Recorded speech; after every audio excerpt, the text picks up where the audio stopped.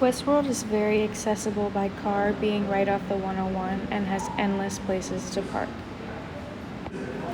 Size is what contributes to the comfort and image of this place. It will never be cramped no matter how big the event. This place is very functional for livestock and has endless uses, given its facilities including indoor and outdoor barns and arenas. This space is likely to have several social opportunities since people come here from all over the world. I participate in 4 different horse shows here at Westworld throughout the year. It has events every weekend throughout the year, sometimes multiple events at the same time on a weekend. I think it brings in a tremendous amount of income into our community. There are 20 different horse shows here throughout the year. The 2 largest events that happen here are the Barrett-Jackson car auction, which is in January, and then the Arabian Horse Show, which is in February. It's got amazing horse barns and a high volume of horse stalls, so it can hold as large a show as one could put on.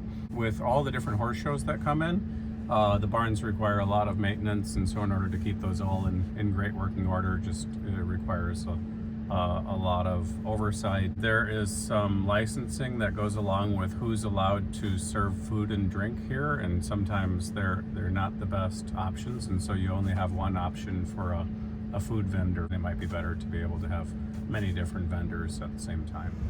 I come here 3 or 4 times a year for Arabian horse shows. Westworld is important to the city because of its versatility. So many different events can be held here. There are multiple different horse shows, the Barrett-Jackson car auction, sports on the polo field. The tents for the Barrett-Jackson are the arenas and barns for the horse shows. It's just such a big place. If it were me, I might update some of the arenas, and the bathrooms are very nice as they are, but maybe could be a little more luxurious.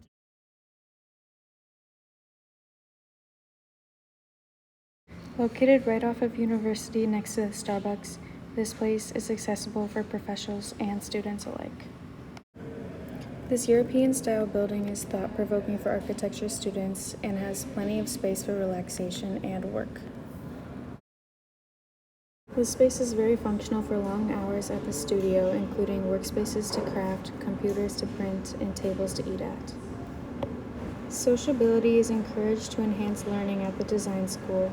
We're expected to collaborate with our peers in the lobby, in our workspaces, and everywhere else. I come here twice a week generally. So there's just so much going on around, and it's very up and coming and innovative, and I think that brings a lot of people around from an architecture standpoint. Very rough materials and cement and concrete, and that is kind of unique because a lot of Tempe or Arizona State is very modernized, and that studio is healthier architecture. I think this is primarily architectural studio space, but within the whole building, other design major studios, so those take place in the space, host exhibits in the space.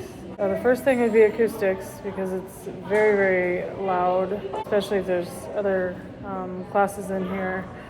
The other thing I would change is dedicated studio space. Usually I'll come here 2 times a week, sometimes an extra if it's an extra busy assignment, because it allows for students to learn from practicing architects and people who have learned before them. Learning how to pin up and present is the wide floor plan that is subdivided into different semi-classrooms that allow for multiple teachers at once while retaining a personalized learning experience for each student. The bi-weekly pinups to show all of our progress on our assignments. We have all of our finals and our midterms to present here to show the culmination of our semester's experience. One, with all the concurrent classrooms, it is a bit loud, so I'd probably find a way to add some sound dampening panels.